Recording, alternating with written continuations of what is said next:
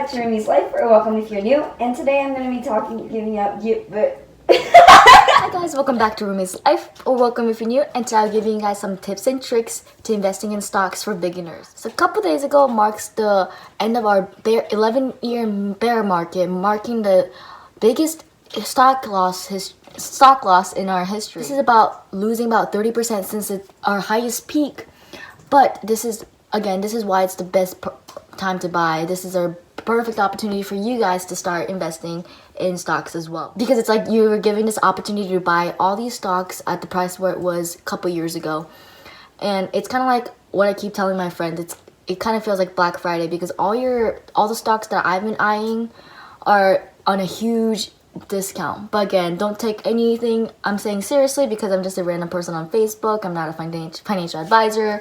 I'm just getting into this myself as well. I kept telling myself I'm going to time the market, but that's the worst thing you can do, because you're going to keep waiting and waiting and you're never going to start. That's why I use the modified cost averaging method, because it's modified because regular cost averaging just uses is the idea that, like, if you invest fixed amount every month or a fixed amount every week, then everything's going to average. Well, the method I use is called modified, because I do tend to, although I do invest regularly, but I do try to invest more when the market's down, or invest a little less when the market is higher. But I do think the dollar cost averaging method is a really good method, especially for people who are starting out, because it just gets them to consistently invest, which is what we need to do, especially when you're younger. No one can exactly time the market. There are so many professionals out there who get paid big bucks to try to beat the market. Even the Harvard broker can't, because it's so unpredictable, especially in the situation that we're in right now. But that doesn't mean you need to worry, because historically, although there are ups and downs along the way, historically the market always goes back up again. I know with the recent turn of events, people are waiting for it to go all the way down to buy it at the trough, but like, how do you know when the trough is? That's why I think the dollar averaging method just helps you start investing in the market. All you really need to get started are a couple bucks, but if you do owe about 10K in credit card, or if you still have student loans or car loans, it's not worth it to start, because the APR for those are really, really high. So just do the math. It doesn't make sense if you invest to get 10% back if you owe 28% back on those loans. But on the other hand, if you have 10K sitting in a regular bank earning a mere 0.01%, which is what most banks have, then you're actually losing money because of inflation. For the 2020, our actually projected inflation rate is 2.73%. So if your interest is making less than 2.73%, then you're actually losing money, and you're actually losing the value of the money. Again, I'm not a financial advisor, so don't come sue me if everything fails.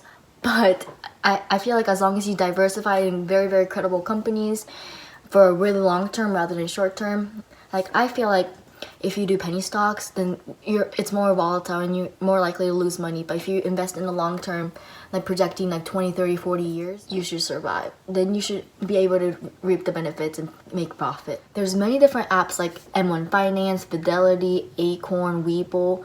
But I personally like using Robinhood, because although they had a lot of scandals recently, but I still feel like it's the most user-friendly app out there. And I also have links down below for one free stock if you sign up using my link. But anyways, shameless plug, because there's no transaction fees, so it's so easy for regular people to get started. And they also started offering fractional shares, so you can buy a fraction of Amazon or Google or something that's kind of expensive. And also started offering cash management, which has the highest interest for your non-invested money out there. I think it's right now earning 0.3% when the Fed just lowered interest rates to 0% to 0.25. So it's definitely a lot higher than our average banks. And it just takes, for example, if you get dividends, which are profits that they share to stockholders, then they just put that into your cash management app, which earns the 0.3% cash back. Even making money on money you're not investing. Just a heads up, the market is open from 9:30 a.m. to 4 p.m. Monday through Friday. So right now I'm filming this on a Sunday, so I can't really the market's not open right now, but maybe in the future I might do a little what's in my stock portfolio video. But here's some easy indicators. I'm gonna post it right here. That's underneath the Robinhood app. That's gonna help you determine what stocks is good to buy, what stocks is So the first thing that you might see is the market cap. It stands for like market capitalization, and it tells you how big the corporation is. According to Investopedia, which I recommend you guys read as well, because you know this video is not going to cover everything. It's calculated by multiplying the total number of a company's share by its market price. Although there's no specific way, but this is a little good guideline, is that any company over 10 billion market cap are big companies. Medium companies are between 2 billion and 10 billion, and small companies are any companies below 2 billion market cap. So like starting off, you want to invest in companies that are more credible, and you can also see that through their volume. The higher the volume, the better it is. Volume just tells you how much of those shares have been bought by people, and average volume just shows the volume per day. I feel like the high today, low today are kind of pretty self-explanatory. It's the highest it's been today, and then the lowest it's been today. And the 52-week low, 52-week high is the same idea. It's the lowest it's been in the whole year, and then it's the highest it's been the whole year. So generally speaking, when you buy stocks, you want to buy it when it's on the lower side, so you can make a little bit more profit. Next up on the list are the PE ratios, or price to earning ratio. And that's basically its current share price relative to its earnings per share, or EPS. EPS is a company's net profit divided by the number of shares it has. So basically with the PE ratio, when it takes into consideration the current share divided by the EPS, that just says like, oh, what the investors think is going to happen with that stock. So around 15 is the best historically, because if it's like super high, then that means the investors think the stocks are gonna go well, so it's overpriced. Another word that you might hear around in the stocks is the blue chip stocks. So, and like I usually suggest like buying blue chip stocks, because these companies have been there forever, and they're huge corporations with high credibility, so you know they're not gonna go bankrupt anytime soon. And most blue chip stocks also have a dividend, and dividend, like I said earlier, is a portion of profit that they give out to stockholders. It could be monthly, it could be quarterly, it could be annually. It just depends on the company, but usually when it's a dividend paying stocks, it's more credible, because that means they have enough profit. They're making enough profit to share to its stockholders as well. So, for example, like Disney and Coca-Cola and like Johnson & Johnson, as well as like Exxon, Microsoft, they're all really good dividend paying companies, and that just shows that they're a lot more credible, and they've been here for a long time. And historically, dividends also go up as well, so you could be getting like monthly or quarterly income this way. I know there are like a lot of like investors who are dividend investors who make their living by these stocks. Like generally, I also like recommend ETF. So ETF stands for exchange traded funds, and I generally think these are a lot more credible, a lot less like volatile than regular stocks, because it captures the market as a whole. Like for example, like you hear the word S&P 500 all the time, and that is the top 500 of major companies. I generally try to invest a lot more in ETFs, because I'm not looking for major growth, I'm just looking for steady growth. A lot of people like Vanguard, Fidelity, like VOO, VTI, these kind of ETFs, because these historically have been a good indicator of the market. So if the market goes up, then the ETFs go up. Again, I don't have enough time to make everything in this video, but if you want more information about ETFs versus stocks, let me know. Some also say that if you diversify too much, like then you're less likely to make a lot of profit.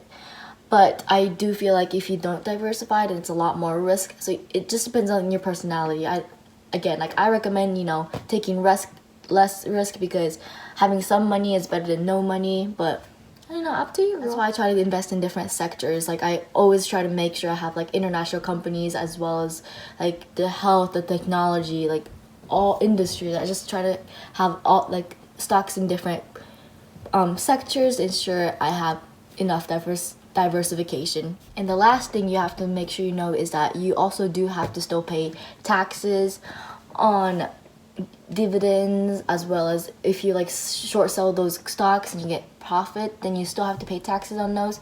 The good thing is these are taxed at a capital gain tax rather than income tax, which is a lot lower. But again, just keep in mind, if you sell stocks or if you then you have to have like money set aside to pay the government in taxes.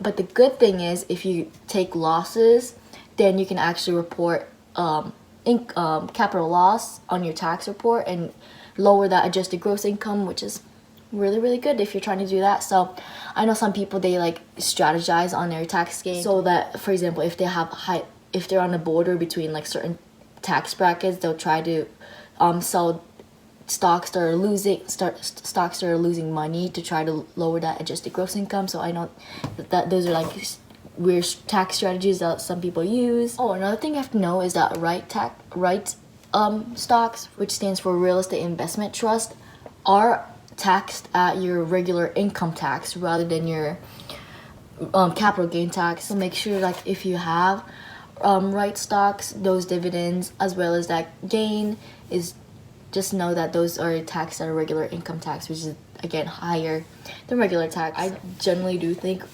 real estate is a lot more stable, and investing in real estate stocks a lot better than buying real estate, just because you don't get phone calls at the middle of the night saying, oh, my toilet's broken, stuff like that.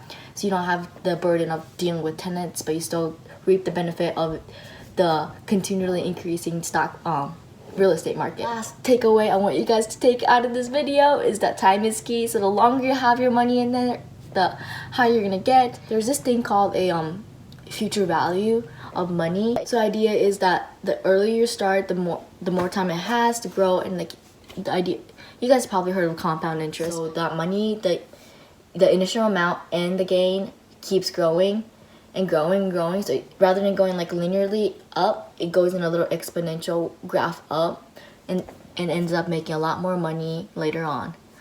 It's kind of like the same thing with like disease. Like, it starts out slow, the growth, but then once one person gets it and 2% gets it, then it just keeps getting faster and faster and faster until the rate is a lot higher than what we ever expected. So, I hope you learned something new.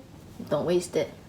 Get started right now with the link down below. Let me know what stocks you're investing in, and make sure to like, subscribe, and share. Bye.